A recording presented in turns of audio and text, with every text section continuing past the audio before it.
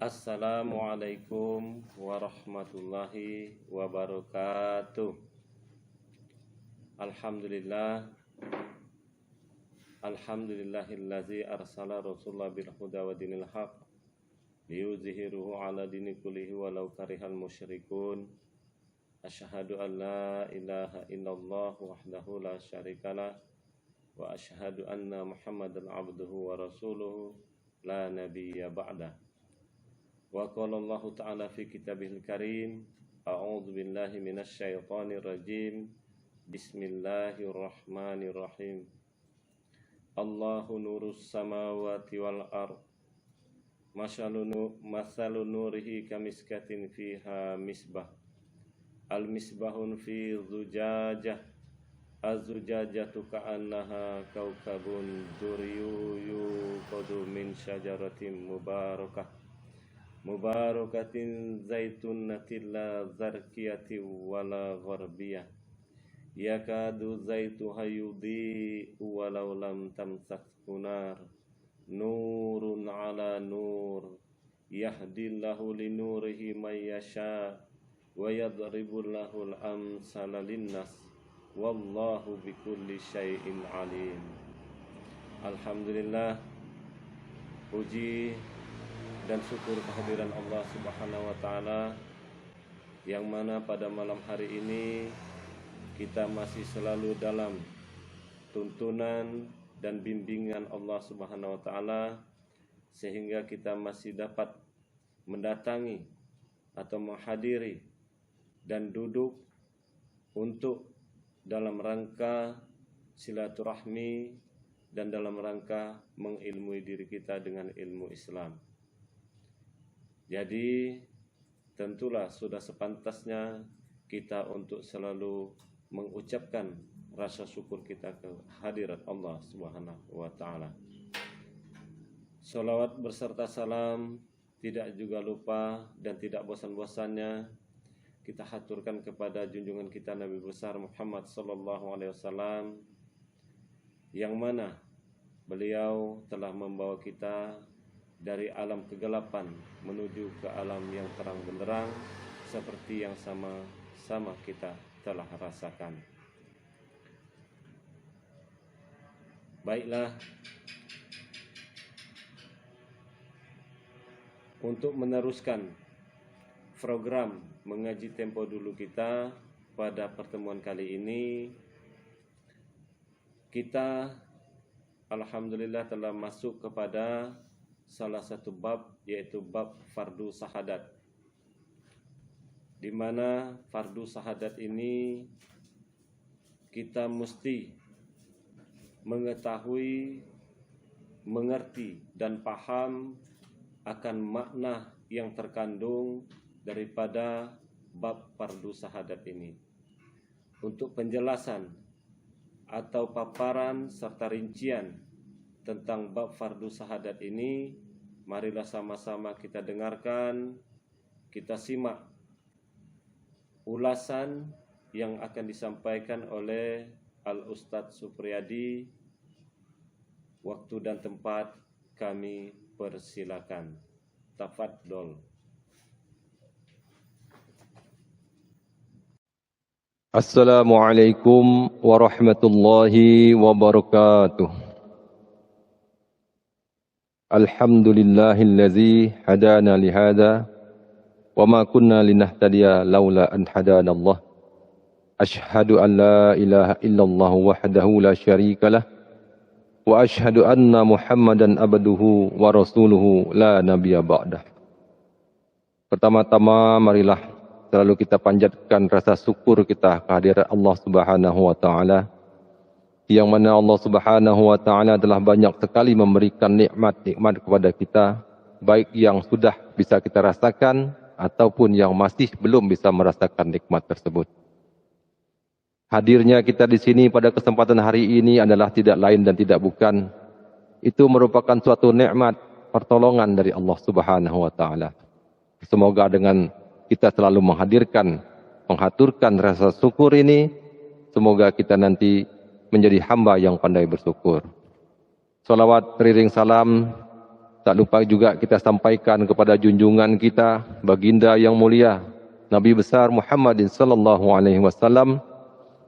Semoga dengan salawat dan salam ini juga mengalir juga kepada para zuriatnya, kepada sahabat, kepada tabi'in, tabi'ut tabi'in, dan kepada seluruh umat nanti di akhir zaman.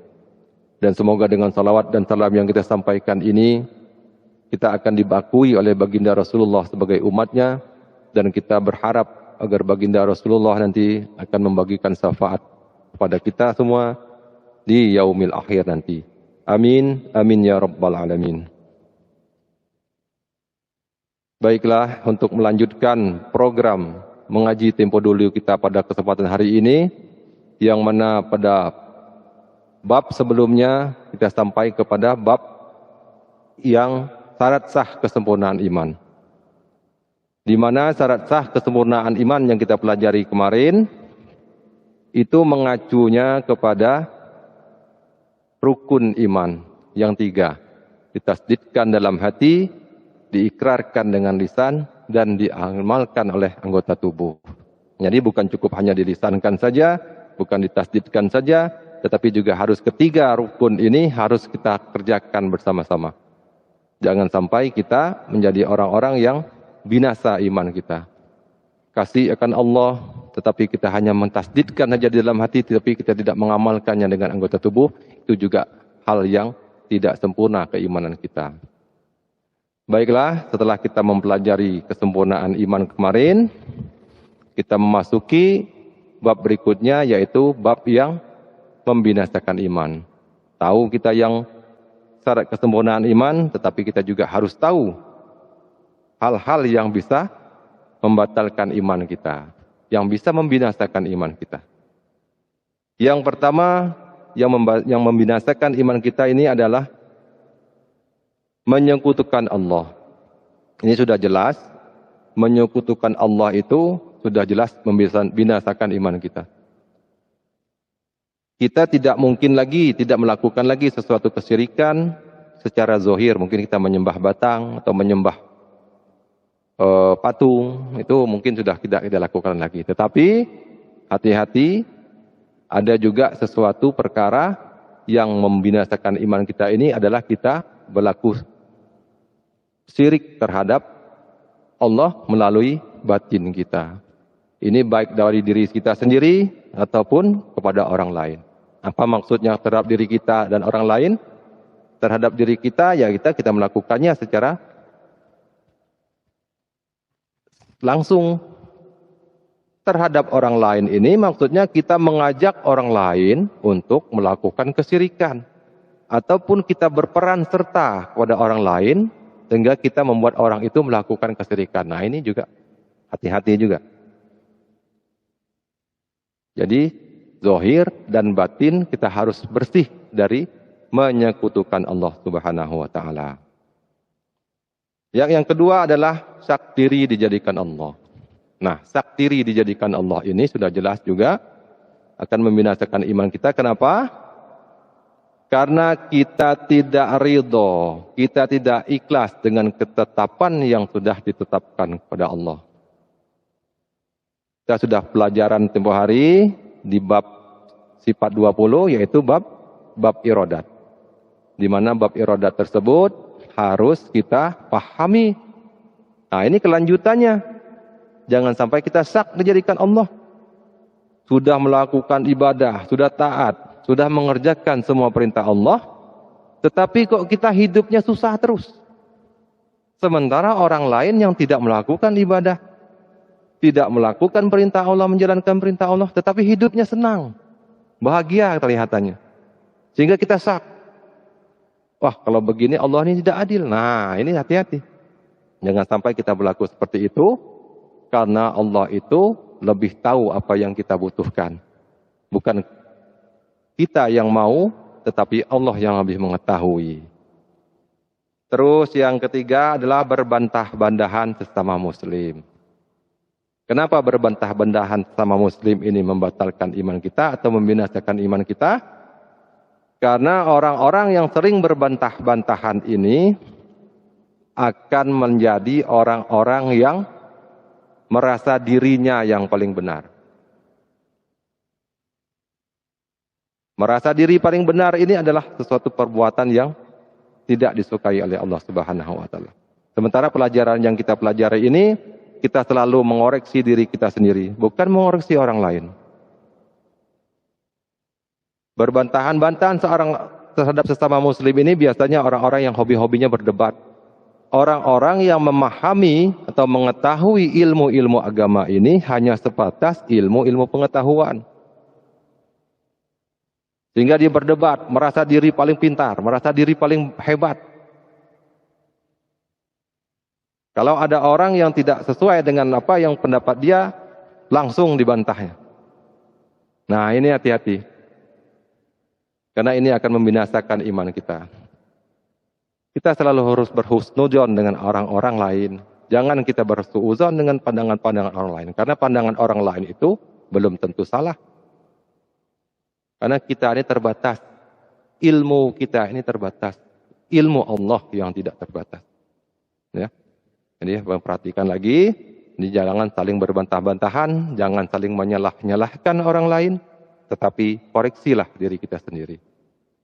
Terus yang keempat adalah membunuh sesama muslim. Nah, ini sudah jelas nih. Kenapa kita dilarang membunuh sesama muslim? Karena Allah itu menyayangi semua makhluknya. Allah itu sayang dengan jasad-jasad kita ini. Jangankan membunuh. Menyakiti diri kita sendiri saja Allah larang. Misalnya mentato diri. Allah larang. Kenapa? Karena menyakiti diri. Allah sayang dengan jasad kita. Jangan sampai kita menyakiti diri kita. Apalagi membunuh sesama muslim lagi. Ini jangan sampai terjadi kepada diri kita. Kita mohon perlindungan dari Allah. Mohonlah petunjuk kepada Allah. Jangan sampai kita melakukan hal-hal yang dapat membinasakan iman kita. Terus yang kelima adalah meringan-ringankan syariat Rasul. Apa maksudnya meringan-ringankan syariat Rasul? Sehingga bisa membinasakan iman kita. Kita ambil contoh misalnya, Rasul melakukan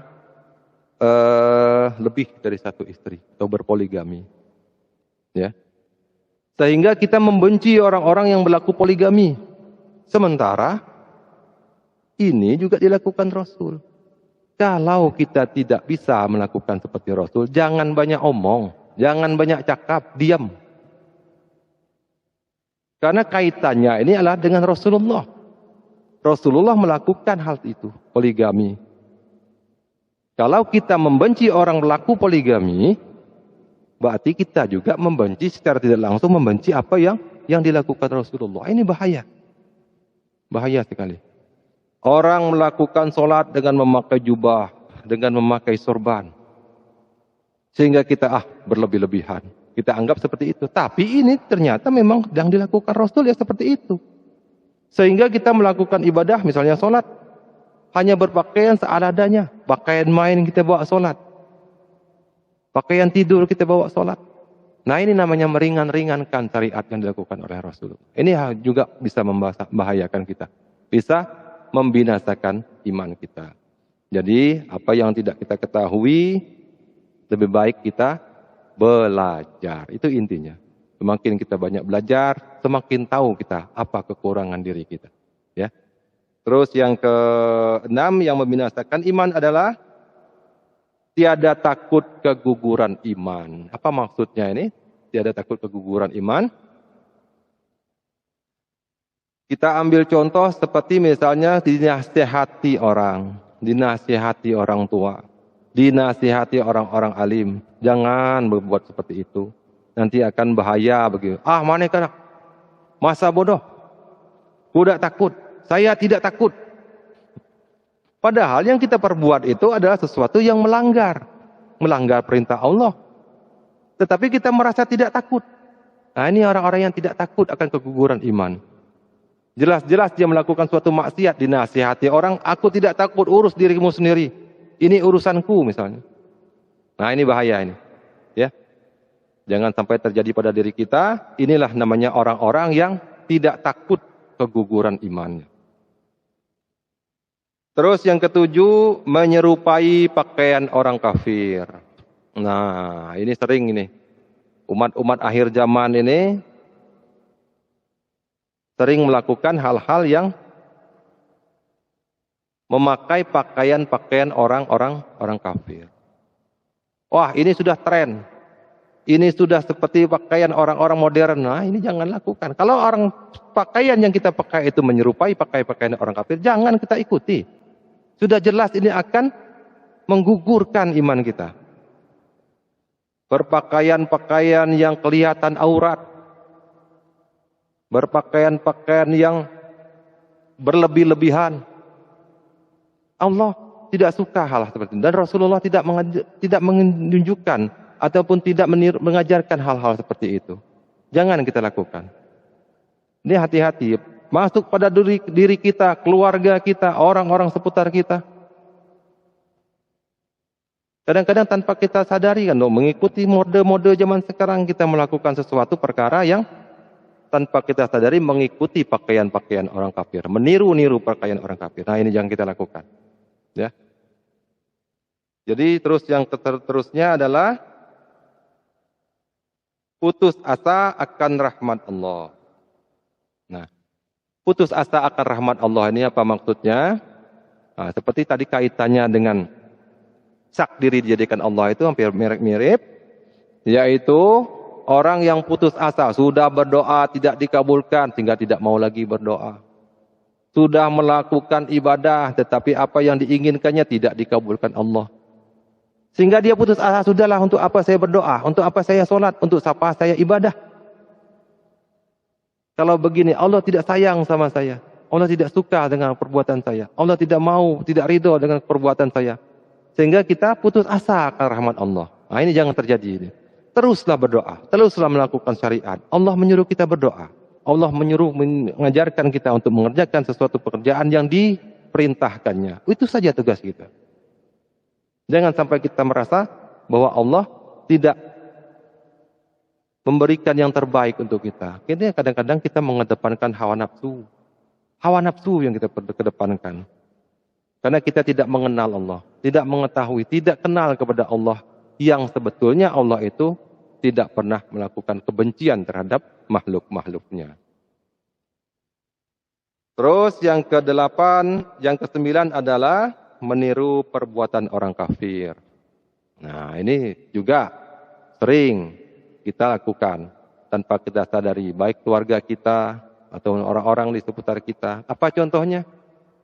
Menghadap-hadapi tahun baru misalnya.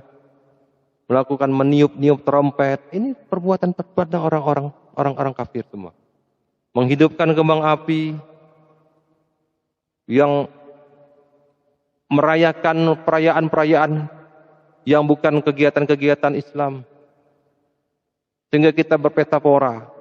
Senang dengan kita merayakan hari-hari besar orang-orang di luar Islam. Nah, ini hati-hati. Terutama kalau tahun-tahun baru, niup-niup trompet, menyambut tahun baru, menghidupkan kembang api, membakar-bakar misalnya kan. Nah, ini satu perbuatan yang meniru-niru perbuatan orang kafir. Mulai saat sekarang, jangan lagi kita lakukan, kita sudah tahu ilmunya, kita amalkan. Ya. Jangan sampai kita melakukan hal-hal yang membinasakan iman kita. Ini berbahaya. Karena binasa iman kita, celakalah hidup kita nanti. Ya. Nah, terus yang ke-10 adalah putus diri menghadap kiblat. Nah, ini sudah jelas. Kalau putus diri menghadap kiblat itu artinya kita tidak melakukan lagi namanya perintah sholat. Tidak mau lagi sholat. Itu maksudnya putus diri menghadap kiblat. Apa maksudnya putus diri menghadap kiblat tidak mau lagi sholat? Ya jelaslah.